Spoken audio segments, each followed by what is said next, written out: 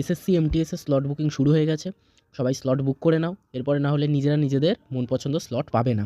প্রথমে slot booking করতে গেলে কী করবে, ssc.gov.in লগ ইন করবে। সাইটটা খুলে তোমাদের রেজিস্ট্রেশন আইডি আর পাসওয়ার্ড দিয়ে আর এখানে ক্যাপচা যেটা আছে সেই ক্যাপচা দিয়ে লগ ইন করে নেবে। আচ্ছা, লগ ইন করার পর তোমাদের এরকম একটা ড্যাশবোর্ড খুলে যাবে। সেখানে কিন্তু তোমরা যাবে মাই অ্যাপ্লিকেশানে, ঠিক আছে? মাই অ্যাপ্লিকেশানে যাবে। মাই অ্যাপ্লিকেশানে দেখবে একদম ফার্স্টেই তোমরা দেখতে পারবে যে multitasking non teaching staff examination বলে একটা তোমাদের কাছে প্রোফাইল খুলে যাবে। সেখানে নিচেই দেখবে আছে select city exam date and shift, সেটাতে ক্লিক করবে। যেহেতু এই ক্যান্ডিডেটটি স্লট বুকিং করে ফেলেছে, সেই জন্য তার এখানে দেখানো হচ্ছে your slot selection is already completed.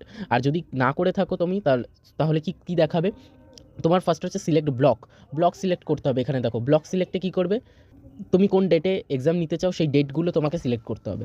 তারপর হচ্ছে সিলেক্ট সিটি, কোন সিটি তুমি প্রেফার করতে চাও এক্সাম সেন্টারের জন্য সেটা। তারপর হচ্ছে আদার সিটি সিলেক্ট করবে আর ভেরিফাই ওটিপি ভেরিফাই করে কনফার্মেশন হয়ে যাবে। তাহলেই তোমাদের এইটুকু স্টেপের মধ্যে, এই 5টি স্টেপের মধ্যে তোমাদের এমটিএসের স্লট বুকিং কমপ্লিট হয়ে যাবে।